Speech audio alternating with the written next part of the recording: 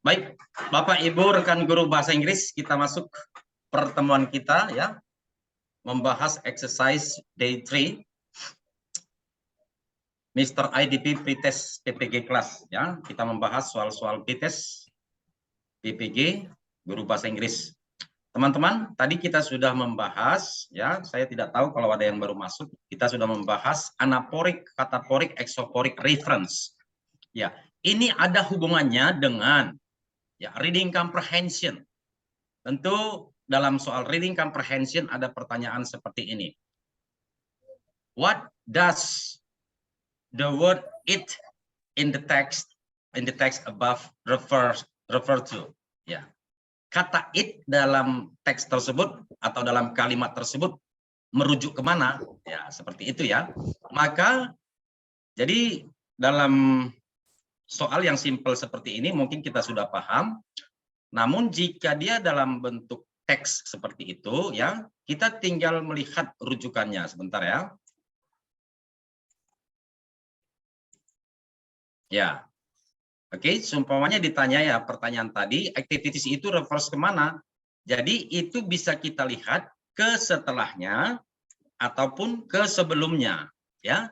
Jika belum dapat juga bisa kita lihat di paragraf sebelumnya dan paragraf sesudahnya. Gitu ya. Jadi bisa aja dia seperti itu. Kalau dia di paragraf sebelumnya maka kita perlu perlu membaca lebih banyak. Lebih kurang seperti itu teman-teman. Oke, sebelum kita lanjut ke soal berikutnya ya, soal nomor 11, apakah ada pertanyaan sampai soal nomor 10? Silakan. Tidak ada? Oke, lalu yang berikutnya tadi untuk PTK ya yang sering ditanya, salah satu dari yang sering ditanya adalah mengenai judul yang baik. Oke, judul yang baik tadi sudah saya jelaskan. Pertama itu kita lihat kata improve. Itu ya, kita lihat kata improve. Oke, lalu kita lihat bisa ke metode ataupun kontennya. Itu harus ada ya, metode, konten. Ya, yang tiga itu yang pertama. Identity bisa merupakan yang faktor yang paling kecil. Kita lanjut ya Bapak Ibu ya. Oke, kita lanjut soal nomor 11.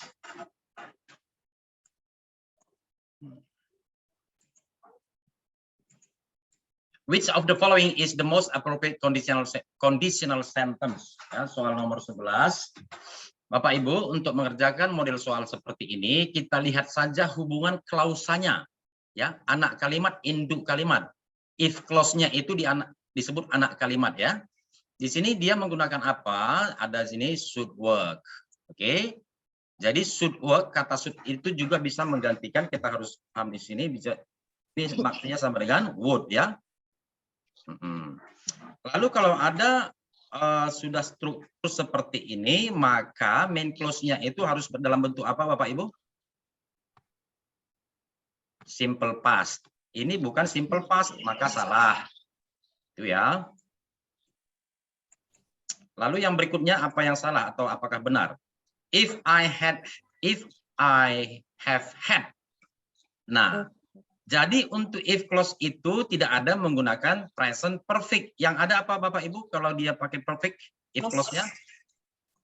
Past perfect. Nah, maka ini salah. Tidak usah kita lihat yang lainnya lagi. Ya. Bagaimana dengan yang ini? Ya, ini main clause-nya Bapak Ibu ya, tidak ada kata if. Oke. Bisa kita lihat dulu di sini, ya. Ini dalam bentuk if clause-nya ini dalam menggunakan was ya. Ini jadi tidak ada, yang ada kalau kita memakai to be dalam conditional sentence 2 itu dia memakai were ya. Maka ini juga. Oke, jadi otomatis pasti ini yang benar ya. If I had learned harder, I would have been more proficient in English ya. That's it ya. Kita lanjut soal nomor 12. Oke, bisa kita turunkan sedikit.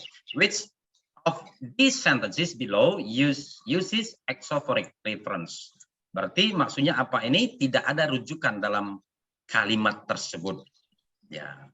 Silahkan dianalisa teman-teman. Yang mana ini jawabannya? Yang tidak ada rujukannya? Beta. Apa? Alpha, beta, Charlie, delta? Beta. Beta. Ya, kita lihat di sini ya. Bentar ya. Kita lihat di sini ada kata their. Ya, tentu pronoun ini tentu harus ada rujukannya ya. Their industries produce inferior good. And their country was polluted from intermining method and careless industrial waste. Ya. Di sini ada disebutkan country, tidak ada disebutkan negaranya dalam konteks ini ya, dalam kalimat ini ya. Di sini tidak ada disebutkan negara apa. Maka untuk nomor 12 jawabannya beta. Ya, tidak perlu kita lihat yang lainnya. Ya, tetapi kalau kita ingin menganalisa boleh juga. Oke. Selanjutnya soal nomor 13. Soal nomor 13 ya. Medicine bla bla bla at a high place where the children cannot reach. Nah, ini kita di sini kita belajar apa juga di sini ya. Kata where yang berfungsi sebagai relative pronoun bisa juga, karena di sini bisa kita ganti dengan bisa di sini on which ya. On which. Di sini teman-teman kita perhatikan di sini. Ya, supaya lebih sederhana, karena ini hanya tambahan ini ya. Kita lihat di sini. Di sini ada kata must. Ya, what is must? Apa must itu disebut apa? Modal verb. Modal. So modal verb must be followed by Verb 3. Verb 3. Modal Verb 1 plus Verb 1. Verb 3. Must be verb. Verb 3. Verb 1. Verb 1. ya, Bapak Ibu. Ini harus diikuti oleh verb 1 ya. Jadi verb 1 itu bisa verb biasa, bisa juga to be ya. Verb 1 or to be. To be-nya apa untuk modal verb? To be-nya apa? Present. Simple present. Is am. Ya, di sini sudah benar must be semuanya ya. Tentu di sini yang berikutnya kita perhatikan, di sini ada medicine. Medicine, what is it?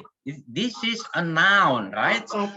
Maka dia di sini bisa kita maknai pasti dikenai tindakan, bukan melakukan tindakan. Maka ini salah. Apalagi yang tentu salah Bapak Ibu?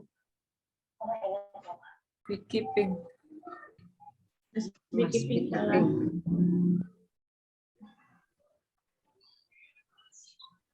Ya, ini juga salah karena dia tidak mungkin melakukan ya. Ya, tentu di sini dia harus dalam bentuk pasif, dikenai tindakan sesuai dengan konteksnya ya. Must be kept. Must be voice. Jadi karena dia kata benda dan menurut konteksnya di situ, dia akan logika, dia akan logik jika dia dikenai tindakan ya. Obat harus disimpan di tempat yang tinggi, di mana anak-anak tidak bisa menjangkau. Must be kept. Itu ya. Kept itu verb 1 atau verb 3? Yang mana? Yang mana? Kan kept itu verb 1 atau verb 3? Ya, verb 1-nya keep. Verb 1-nya keep. Kept ini verb 2, verb 3. Verb 3. Jadi ini dia strukturnya kalimat pasif. Ya. Pasif. Oh. Jadi strukturnya ini kalimat pasif ya. Pasif verb 3. Kemarin kita sudah ada Pasif voice. kalimat pasif ya teman-teman ya. Ya.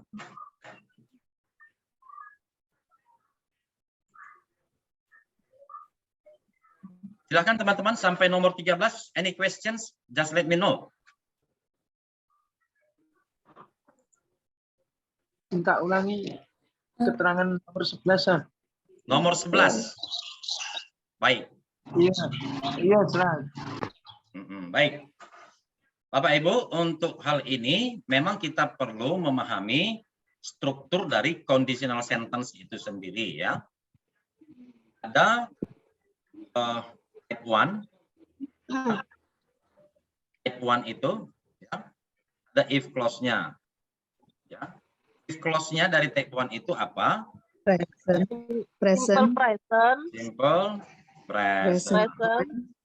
Lalu main clause-nya Simple present juga.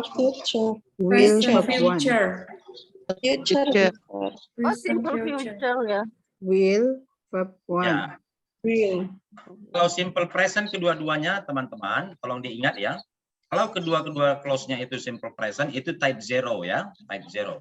Oh iya ya. Present sama present. Lalu masuk ke Saya. Type 2. type 2. Ya, if clause-nya apa? Past tense.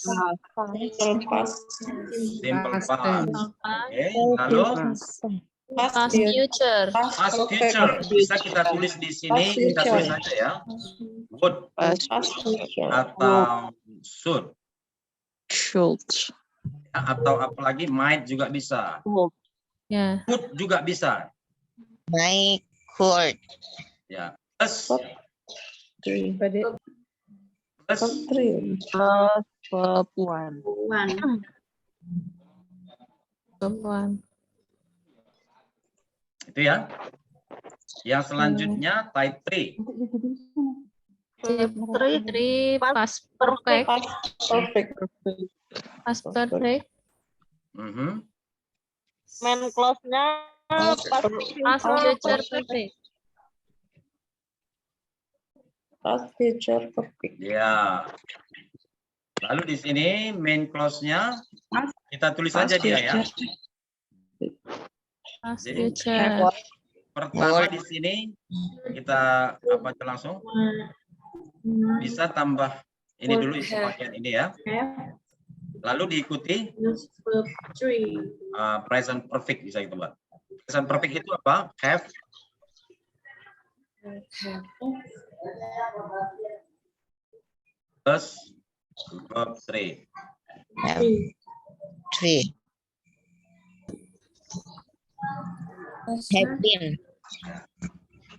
Maka di sini untuk mengerjakan soal nomor 11 ya, kita bisa menggunakan beberapa cara ya. Apakah kita eliminasi terlebih dahulu yang tidak sesuai dengan struktur yang di atas ini kita eliminasi ya.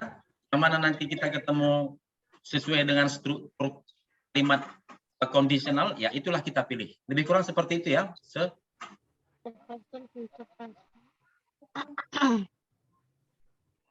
Okay. Ya.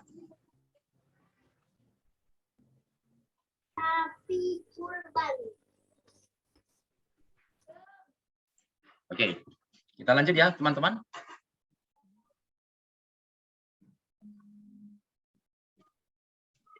Soal nomor 14.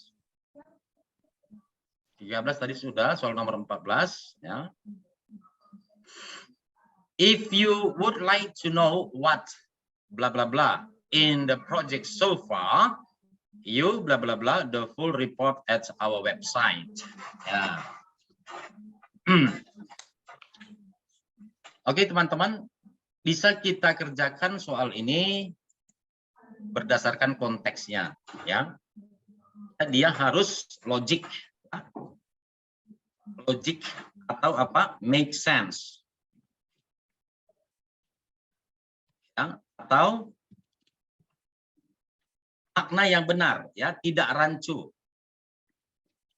Oke. Kalau dia kita pilih jawabannya menjadi rancu, maka itu bukan jawaban yang baik.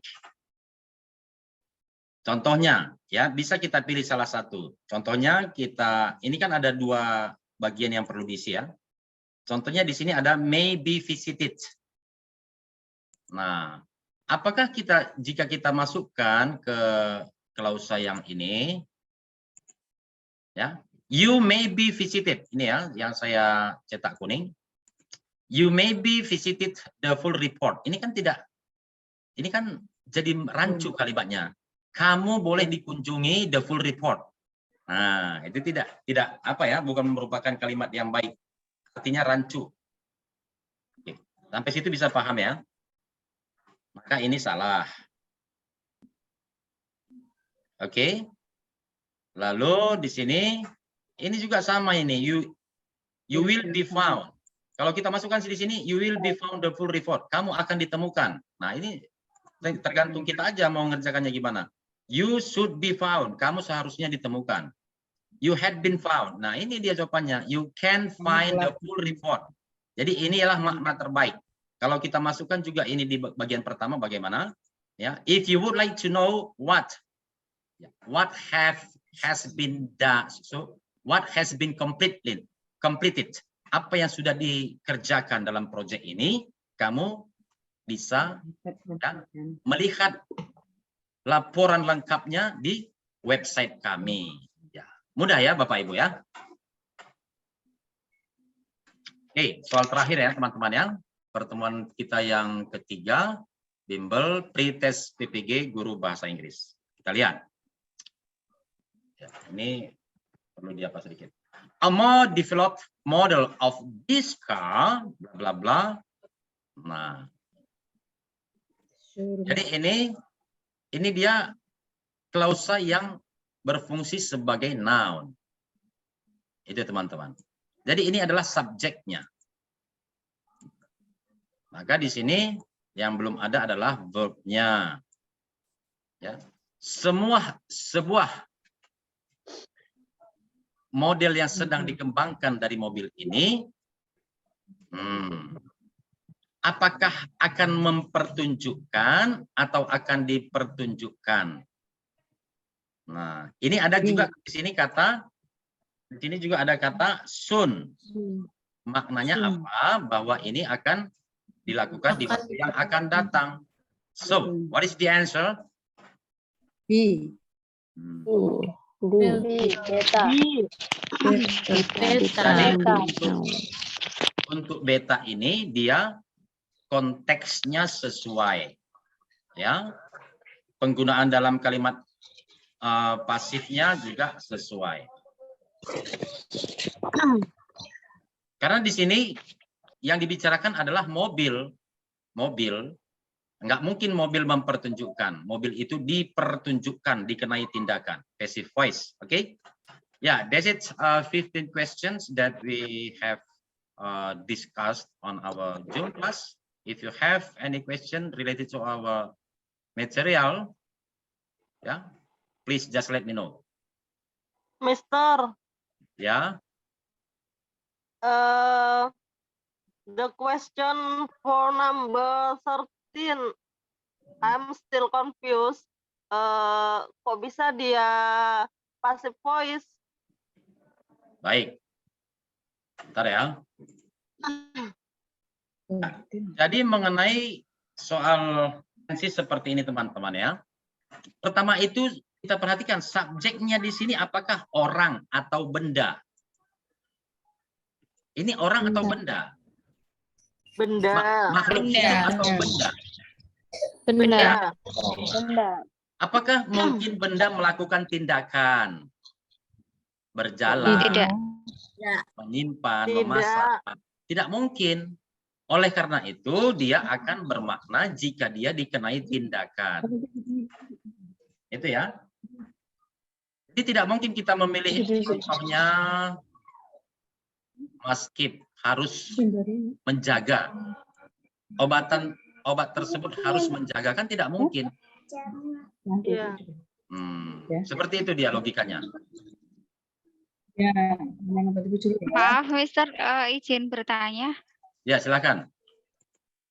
Ini tidak berkaitan sama materi. Apakah passive voice sudah dibahas waktu hari Selasa sesi 2, Mister? Kebetulan saya live soalnya. Atau belum dibahas ya? Untuk yang passive voice. Ya, sudah ya, sudah. Perasaan saya kemarin sudah. Tapi tidak apa-apa ya. Kalau masih ada pertanyaan, tidak apa-apa, bertanya saja mengenai passive voice. Kayaknya belum, saya. Apa saya yang ketinggalan ya? Belum ya? Belum, Mister. Ya, baik. Oke, Oke, nanti di Mister. pertemuan selanjutnya bisa Oke, kita bahas. Mister, Ya. halo. Silakan. Oke, Mister. Halo, Mister. Ya. Bagaimana kalau videonya yang kemarin itu di-share lagi? Yang dua, yang Zoom kedua sama Zoom ketiga. Zoom kedua, sorry. Zoom kedua. Udah di-share tapi saya belum sempat lihat. Ya, jadi begini Bapak Ibu ya. Begini ya. Jadi ketika saya men-share video, Bapak Ibu bisa memberi tanda bintang kalau nggak salah itu supaya tetap berada di layar WhatsApp Bapak Ibu. Ya, bisa juga caranya seperti ini supaya lebih gampang Bapak Ibu ingin melihat videonya setelah saya share di grup. Ya, silahkan Ibu share ke nomor HP yang lain yang ada di rumah. Contohnya ke nomor suami. Jadi kan di situ tidak banyak apa gitu ya trafiknya. Ya. Ada lagi teman-teman? Silakan kalau ada pertanyaan mengenai materi yang sudah kita bahas. Iya, Zar. Iya, begini. Jadi kalau di-share lagi atau kita simpan, kita bisa mempelajari lagi dari video itu berulang-ulang. Iya, iya. Iya, sudah Baik. di-share, Ibu. Baik, Ibu. Nah. Jadi itu teman-teman. Ya, silakan. Tentang anaporik, kataporik, dan eksoporik itu tidak harus merujuk pada pronouns ya, Sir? Tidak. Seperti objek juga bisa dirujuk untuk mengacu melihat apakah ini anaporik, kataporik. Jadi bisa dia sebagai subjek, bisa dia sebagai objek. Ya. Contohnya di sini, they begin to cooperate with each other by sharing cultural and commercial activities. Ya, di sini kan ada kata activities ya sebagai objek ya. Jadi kita makanya tadi pengertian atau definisinya itu bisa kita definisikan sendiri ya. Boleh diulangi lagi, Mister, untuk yang 3 itu. Jadi kebetulan saya telat. Ketinggalan tadi, Mister. Boleh juga diulang. Nah, baik. Oke, saya ulang ya teman-teman ya.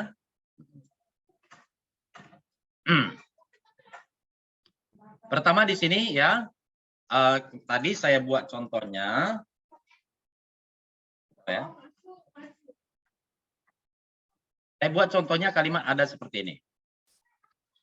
Ya, Wati is my student. She is very kind. Ya, ini kan model kalimat seperti ini. Contohnya kita ingin menulis sebuah paragraf.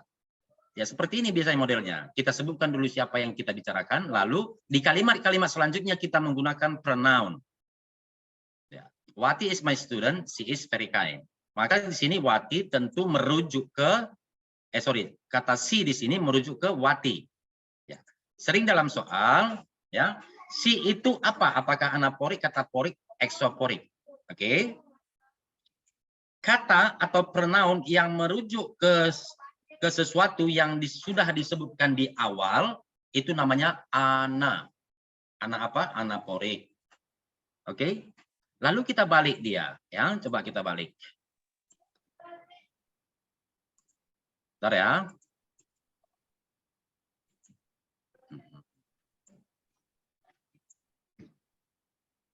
Ya. Ada juga kadangkala modelnya kita berbicara, baik itu berbicara ataupun menulis, modelnya seperti ini. She's very kind. Oke, Wati is my student. Ya. Oke. Maka di sini kata si merujuk ke Wati. Kata atau frasa atau kata ganti yang merujuk ke sesuatu yang disebutkan kemudian itu kataporik. Sampai di situ paham? Paham. Yang eksoporik. Yang eksoporik, ya, she is very kind. Lalu kita katakan lagi, she is my student. Nah, ini fokusnya di dua kalimat ini aja ya, bukan yang lain-lain ya. Maka jika ada soal seperti ini, semuanya menggunakan pronoun, tidak dijelaskan itu si itu siapa, ini tidak ada rujukannya. Maka ini disebut exoporik. There is no reference in the context. Is it clear? Oke. Ya. Baik Bapak Ibu. Berarti intinya adalah konklusinya kalau yang Gimana? Ya, sudah mengerti. Untuk yang maaf. Ya, silakan. Untuk yang kataporik itu tidak selalu berupa pronoun. Iya. Bisa aja dia frasa.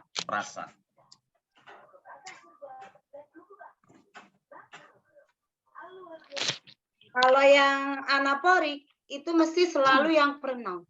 Tidak mesti. Tidak mesti, Ibu ya.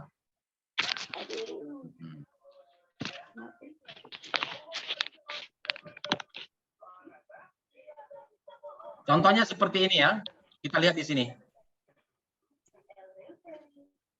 Kalau pronoun itu kan I, ya, you, she, he, they. Ya. Ya, di sini yang ditanyakan itu adalah the two countries. Ini ya. Kita lihat di sini. Ya. The two countries. Kalau kita berbicara gitu ya. Kalau kita sedang speaking dengan orang lain, oh kedua negara itu abal-abal. Negara yang mana? Ya kan? Di sini sudah dijelaskan negara tersebut adalah East and West Germany. Nah, ini sudah disebutkan di awal. Maka kalau ada pertanyaan, the two countries is anaporik, kataporik, isoporik, anaporik. Karena rujukannya berada di awal, nggih. Ya. Yes. Oke. Ya, paham ya? Nanti Bapak Ibu bisa tonton lagi videonya ya. Akan saya share. Baik Bapak Ibu, saya kira cukup demikian ya. Mudah-mudahan bermanfaat, bisa dipahami. Amin. Oke, lalu nanti untuk latihan-latihan yang selanjutnya, latihan day 4 yang sudah saya share Bapak Ibu, mohon dikerjakan ketika ada waktu, jangan ditunda ya. Supaya bisa ada waktu, ada jeda untuk kita mempelajarinya. Baik, terima kasih. Selamat malam. Sampai bertemu. Selamat malam, Sir. Thank you so much.